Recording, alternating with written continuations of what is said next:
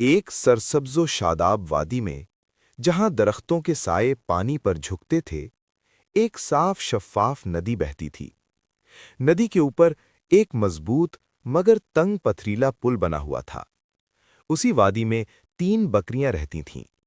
بڑی بکری جو خود کو بہت عقلمند سمجھتی تھی، درمیانی بکری جو ہمیشہ دوسروں کی نقل کرتی تھی، اور چھوٹی بکری جو معصوم مگر جلد گھبرا جانے والی تھی۔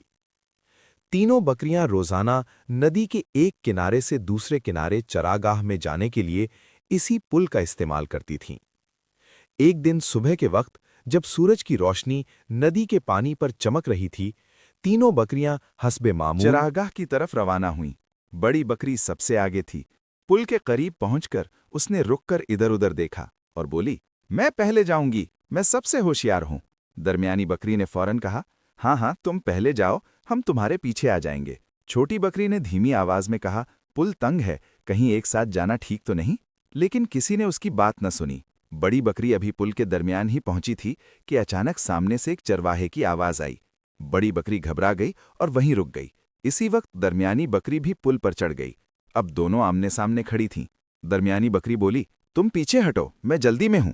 بڑی بکری غصے سے بولی، نہیں، میں پہلے آئی ہوں، تم پیچھے جاؤ۔ اسی بحث میں چھوٹی بکری بھی پیچھے سے پل پر آ گئی۔ اب تینوں بکریاں پل پر پھنس چکی تھیں، نہ آگے جا سکتی تھیں نہ پیچھے۔ چھوٹی بکری ڈر کے مارے بولی، اگر ہم سب گر گئے تو؟ ندی گہری ہے۔ بڑی بکری نے غرور سے کہا، کچھ نہیں ہوتا، بس تم لوگ میری بات مانو۔ لیکن کوئی حل کسی کے پاس نہیں تھا۔ تینوں ایک دوسرے کو گھور رہی تھیں۔ وقت گزرتا گیا، سورج اوپر چڑھایا اور بھوک بھی بڑھنے لگی۔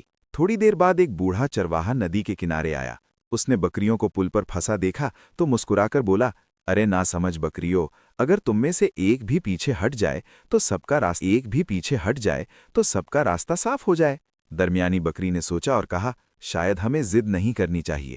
بڑی بکری نے پہلی بار اپنی غلطی مانی۔ اس نے آہستہ آہستہ پیچھے قدم بڑھائے۔ ایک دن سبز چراگاہ کی تلاش میں تینوں بکریاں ایک پرانے پتھریلے پل کے پاس پہنچی۔